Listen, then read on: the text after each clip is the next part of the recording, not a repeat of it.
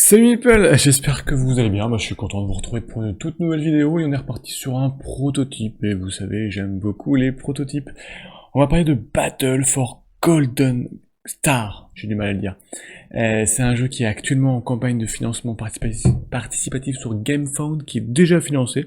C'est chez Jindy, que je remercie d'ailleurs pour le prototype. C'est un jeu pour 2 à 4 joueurs, comptez environ 45 minutes, 1 heure lors de la première partie.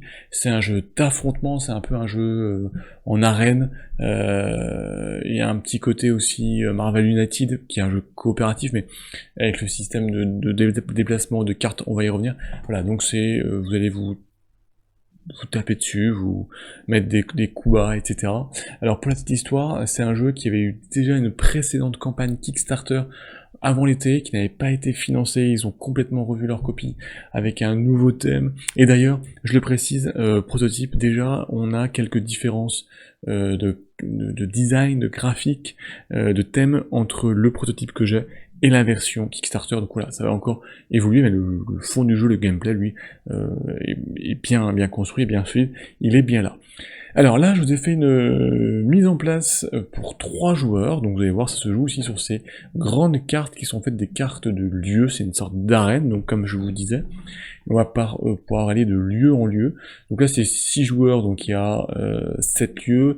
Si vous jouez à 4 joueurs, il y aura un peu plus de lieux, à 2 joueurs, il y aura un peu moins de lieux. Alors, sachez déjà qu'il y en a d'autres, hein. Je les ai pas tous sortis, avec double face, A et B, en théorie, dans la version finale. Ici, elle est pas indiquée, mais toutes ces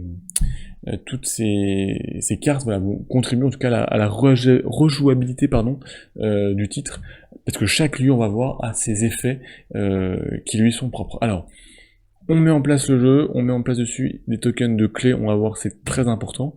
Ensuite, on va piocher 2 personnages, on va avoir une équipe de 2 personnages. Alors, il y a plein de cartes de personnages, il y a une... Alors, de base, dans le proto, il y en avait 8, je crois, de mémoire. Dans le jeu final, il y en aura sûrement plus. Donc, on mélange toutes ces cartes, on pioche ces cartes, on en pioche 2. Voilà, ça vous constitue une équipe euh, qui va être la vôtre. Alors après, vous pourrez aussi, si vous voulez, le faire en mode draft, ou en mode équipe construite. Vous récupérez vos 2 personnages. Alors les figurines sont, en tout cas du proto, sont très belles, elles sont très très grandes. Vous voyez, voilà. Alors ici, elles ont un côté un peu argenté. Alors je pense que c'est la peinture qui veut ça. En tout cas, vraiment, elles sont très très belles. Franchement, elles sont plutôt grosses, plutôt détaillées. J'étais agréablement surpris sur un proto et sur ce type de jeu qui n'est pas forcément un jeu de figurines. Hein. On aurait pu presque jouer ça avec des standees, hein, mais elles sont très belles. Donc deux figurines. Donc là, par contre, moi, j'ai pris une équipe avec Gary the White Knight et avec Olbracht The Demon. Donc j'ai deux personnages. Donc je récupère les personnages. Je me les mets là. Donc il y a lui et le gros monsieur à l'épée. Donc il y a des socles de personnages, on les met dessus, tac. Et ensuite on va les mettre. Alors soit on fait la règle où les personnages commencent sur les côtés opposés selon la règle. Soit on peut faire, le premier joueur va se mettre sur un lieu, puis le deuxième joueur, puis le troisième joueur, puis le quatrième joueur, et on recommence dans l'autre sens jusqu'à ce que tout le monde ait mis ses personnages. On a un système aussi, là, où on met d'ailleurs nos 3 points sorte de points de vie. Voilà. Donc là, si je suis jaune, je mets 3 petits cubes. Donc pour mes 2 personnages, tac tac. Voilà. Donc les autres joueurs font pareil, hein. On va dire qu'il y a ce gros crabe qui est ici avec, on va dire que c'est un joueur bleu. Donc il a 3 cubes avec celui-ci, donc il va être en opposition, hein, vous l'aurez compris. 3 cubes bleus. Et le dernier personnage, le dernier joueur, il va avoir 2 persos qu'il va mettre là. Et allez, on va prendre elle. Franchement, regardez-moi ça. Franchement, c'est assez, c'est vraiment pas mal, c'est très joli. Avec 3 cubes, alors il reste les rouges, pas mis. Tac. Voilà, donc là on a le placement qui est fait.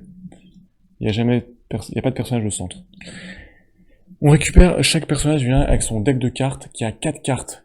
Tiens, ça vous rappelle Marvel United avec les super-héros qui viennent avec leur deck de cartes. Donc chacun a 4 cartes. Donc vous prenez les 8 cartes, vous les mélangez. Hop là. Vous mélangez vos 8 cartes. Et vous en piochez 3 qui vont constituer votre main de départ. Voilà, tout simplement. À votre tour de jeu, vous allez réaliser en fait 2 actions par personnage que vous contrôlez, parmi un vaste panel. Alors, ces actions, ce sont lesquelles?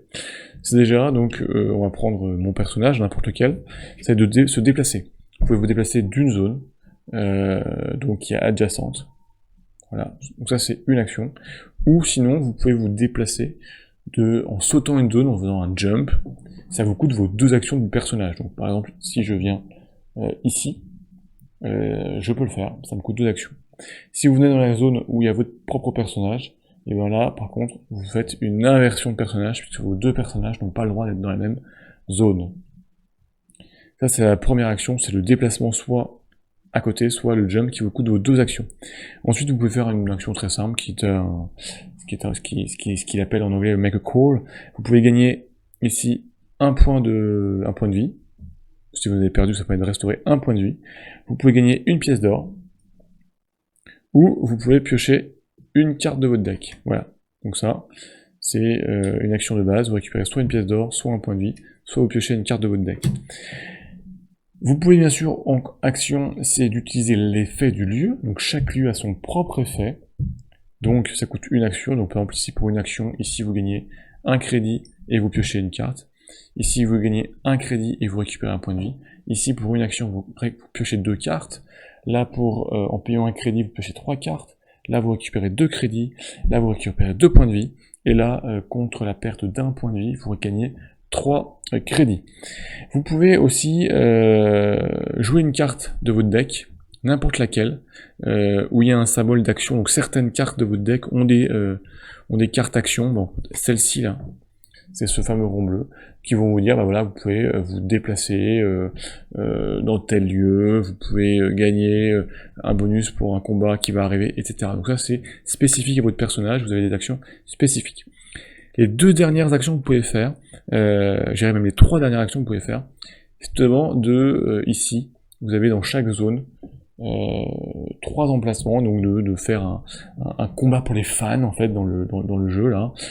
Et dans ce cas-là, vous prenez un de vos points de vie que vous assignez au niveau que vous souhaitez. Chacun a un niveau de combat, donc si c'est 5, ça peut être en fonction des lieux, c'est parfois 6 ou 7 de base. Et donc là, il va falloir arriver à cette hauteur, à ce nombre de points de combat. Alors, déjà, la base, c'est votre nombre de points de vie. Donc là, vous avez 2 points de vie. Et ensuite, vous pouvez défausser en fait une carte avec une valeur de combat qui vous permet d'obtenir la valeur demandée ou de la dépasser. Donc ici, c'est 5.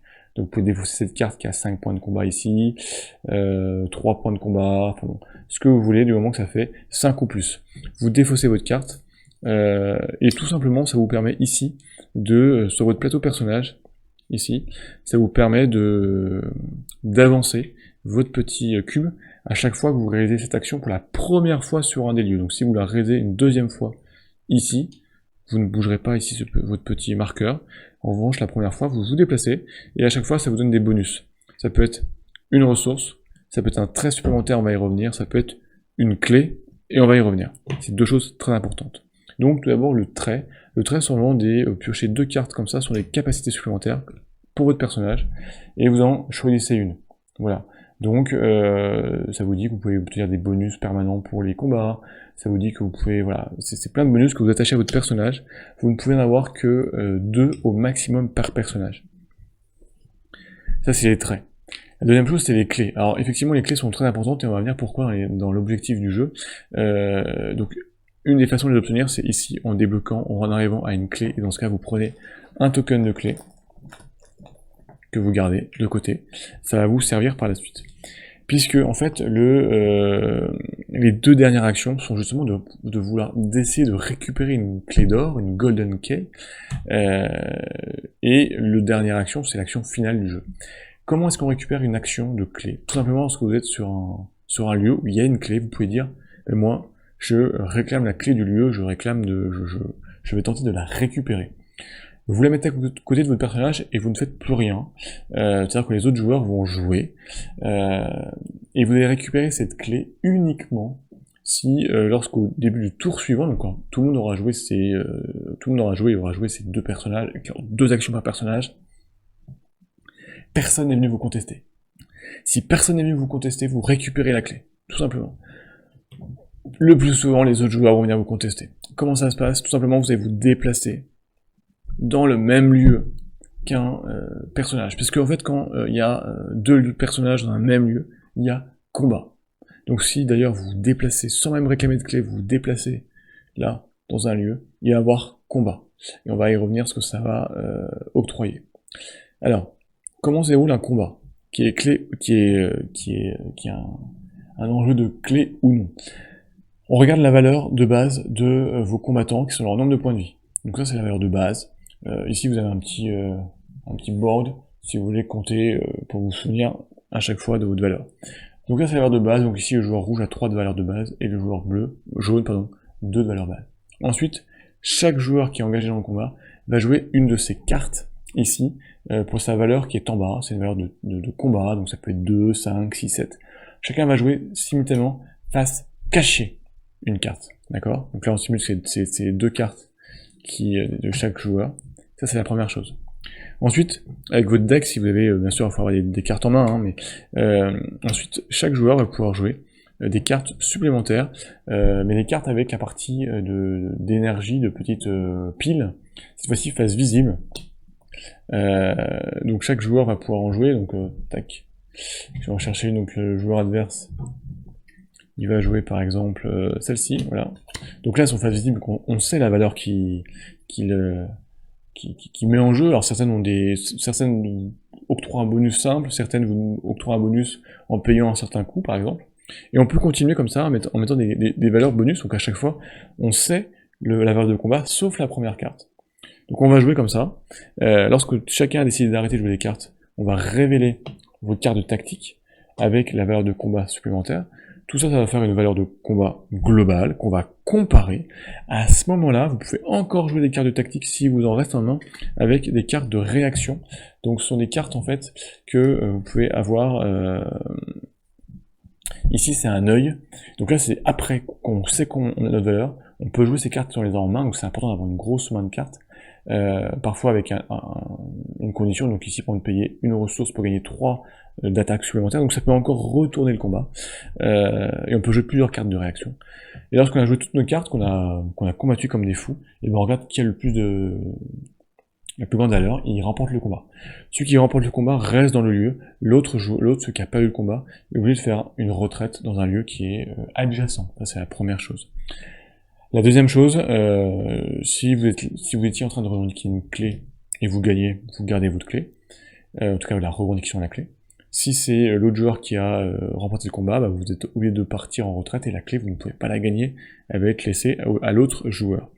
Le joueur qui a attaqué, pas celui qui défend, qui a attaqué, si par hasard il a remporté son combat, il y a ici pareil une piste d'attaque. À chaque fois que vous remportez un combat, vous montez votre petit token et vous gagnez des bonus. Donc ça peut être des cartes supplémentaires, des traits supplémentaires, des clés, etc. Donc vous voyez, là aussi, ça vous pousse à attaquer les autres joueurs. De toute façon, vous allez voir, vous allez vite attaquer, puisque dès qu'il y en a un qui va récupérer une clé, vous avez envie de l'attaquer pour l'empêcher de récupérer la clé. Et puis, vous avez celui qui va perdre des points de vie. Celui qui va... les joueurs vont aussi repiocher des cartes. Le joueur qui gagne va piocher une carte de son deck, l'autre joueur 2 cartes, voilà. Il y a un certain nombre d'effets pour préparer les tours suivants. Donc ça, c'est le combat si par hasard les deux joueurs se retrouvent sur une même zone, et en particulier si un joueur a revendiqué la clé. Si au début, si tout le monde, voilà, vous faites votre action, vous revendiquez la clé, que les autres joueurs jouent, soit ils viennent pas vous embêter, soit ils viennent vous embêter mais ils échouent, et ben au début du tour suivant, et ben si vous êtes toujours avec la clé en train de la revendiquer, vous la gagnez et vous la prenez, et elle est pour vous. Voilà. La dernière action, la plus importante du jeu, c'est l'action où vous demandez de faire un combat contre tout le monde. En fait, vous êtes dans l'arène et vous déclarez tout, vous gueulez à un moment donné, vous dites ouais, je suis le meilleur, je vais tous vous battre parce qu'il y a tout le monde qui vous regarde, tous les sponsors, tout le monde toute la foule qui vous soutient, et vous dites bah voilà, moi je combat pour la victoire. Et dans ce cas-là, vous prenez le token, le gros token pour dire que je combats pour la victoire. Vous pouvez vous mettre dessus, en tout cas vous mettez vraiment vous dire voilà, je combats. Et là pareil, ce qui va se passer, plusieurs choses. On va attendre en fait le début du tour suivant. Si par exemple au début du tour suivant, personne n'est venu vous embêter, ou personne n'a réussi à vous repousser, bah vous gagnez la partie. Voilà. Alors, il y a des choses à savoir, pour pouvoir initier cette action, qui est un peu l'action quand même centrale, il faut avoir un certain nombre de clés déjà. Ça dépend si vous jouez en short game ou en long game, donc en jeu court, en jeu long. En jeu court, il vous faut au moins avoir une clé, en jeu long, il faut au moins avoir 2 clés. Première chose. Ensuite, les combats se passent de la même façon, c'est-à-dire qu'un autre joueur va venir ici vous contester avec des petites modifications. Tout d'abord, les joueurs qui sont sur les lieux adjacents vont pouvoir apporter leur soutien à l'un ou l'autre des joueurs. Ça octroie un point de force supplémentaire. C'est pas le plus important, mais ça peut faire sa différence. Mais surtout, les clés que vous avez, les clés vont vous octroyer lorsque vous faites l'action dans le proto c'est Golden Star, j'ai vu sur les nouvelles règles c'est plus ce nom là, mais voilà, en tout cas lorsque vous appelez la foule à vous et le combat, et ben chaque clé vous octroie des points, des forces supplémentaires. Donc sur un long game, donc sur une partie longue, chaque clé vous octroie 3 de force supplémentaires. Sur un short game, chaque clé vous octroie 5 de force supplémentaires. Donc si vous avez 2 clés, ça fait 10 de force, c'est pas négligeable. Et donc là, forcément, les autres joueurs vont tout faire pour venir vous combattre. Et si par hasard ils remportent le combat et qu'ils remplissent les conditions pour déclencher la fin de partie, et ben ils peuvent eux aussi, dans ce cas-là, en profiter et récupérer directement le token. Charge à vous d'aller l'embêter avant la fin de tour. Il faut qu'il ait le joueur le nombre de clés suffisantes pour réclamer la fin de partie. Et donc voilà, en fait ça va tourner comme ça de joueur en joueur. Donc là chaque joueur va jouer ses 2 personnages à la suite, avec 2 actions.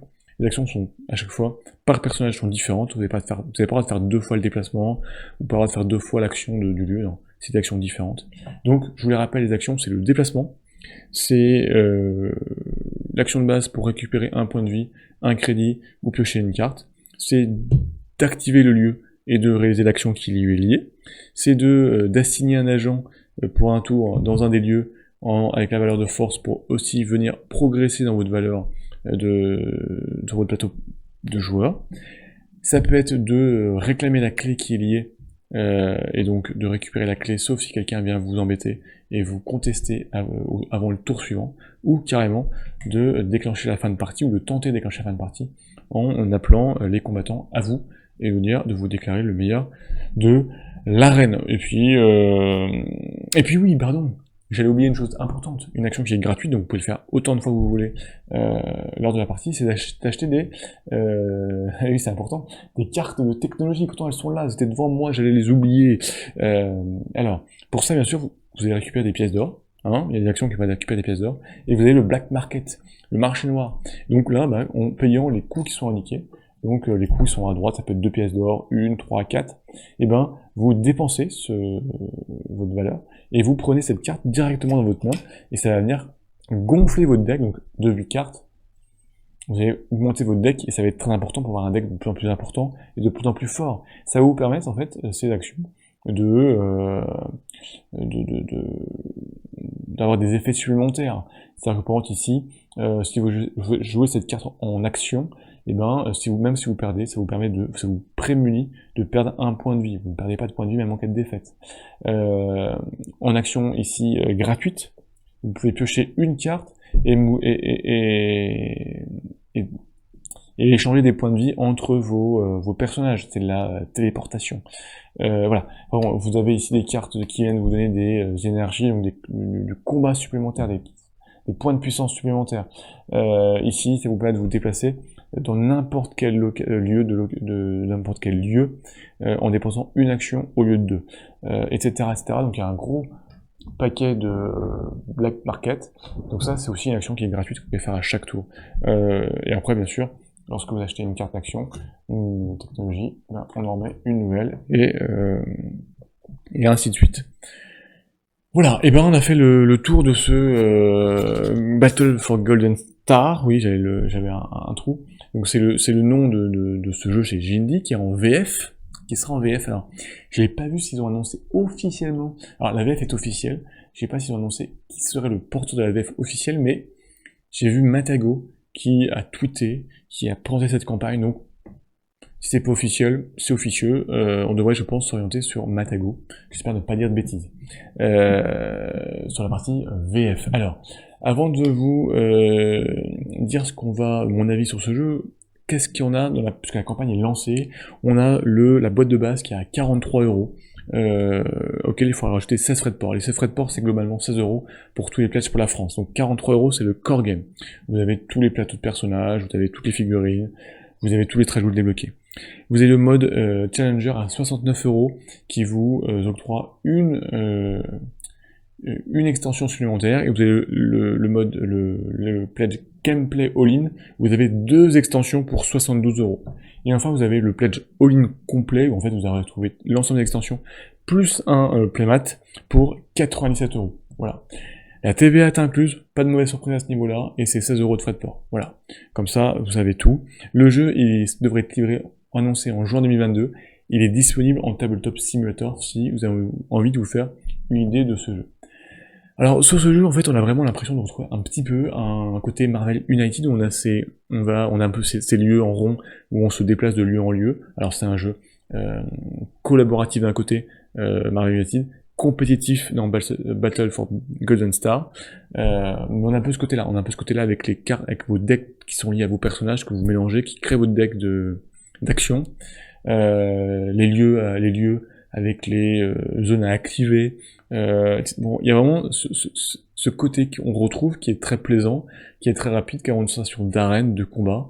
On a vraiment une sensation aussi, et un besoin de monter en puissance de vos personnages, parce que déclencher la fin de partie trop rapidement, c'est compliqué, parce que d'abord vous n'aurez pas forcément assez de clés, et si vous avez juste le nombre de clés suffisantes, ben vous n'avez pas assez de puissance possible, vous avez un deck très réduit, vous pouvez pas avoir assez de cartes en main pour pouvoir jouer et rejouer des cartes d'action, de réaction, etc. Faut vraiment faire un gros combat en fait, parce que lorsque chacun joue ses cartes, c'est un peu le fight, je te donne un coup, je te donne un, enfin bon, et on monte, et on dépasse allègrement les 20 points de combat, 25 points de combat, lorsqu'en milieu et en fin de partie avec de nombreuses cartes. Donc il y a vraiment une montée en puissance qui peut expliquer que le jeu dure 45 minutes, 1 heure.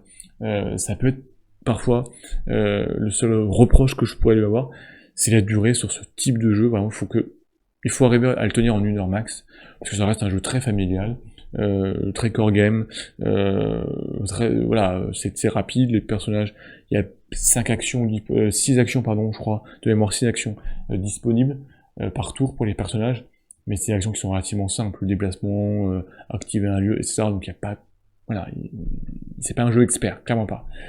C'est très plaisant en tout cas, c'est qu'on avait aimé Marvel. Allez jeter un coup d'œil pour avoir un côté confrontation, même si dans le dernier Marvel il y avait ce côté-là, avec le super méchant.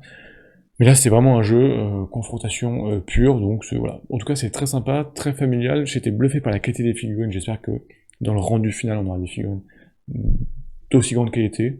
Visuellement c'est très sympa, les icônes sont très claires, il n'y a pas de grosse difficulté, ça se joue très bien, donc allez jeter un petit coup d'œil. En plus de ça il y a la VF, et c'est dispo en Tabletop Simulator pour vous faire une idée. Donc franchement de dire, vous avez presque toutes les cartes en main, sans mauvais jeu de mots, pour vous faire votre idée. Comme d'habitude, si vous avez des questions, des points qui sont pas clairs, n'hésitez pas à les poser en commentaire, j'essaierai de vous y répondre, ou j'irai voir du porteur du projet chez Guindy pour vous apporter les réponses.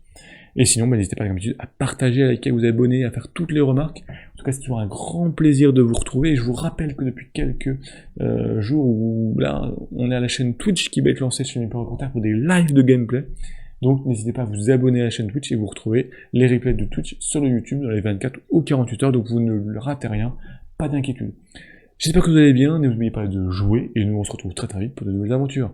Ciao les people!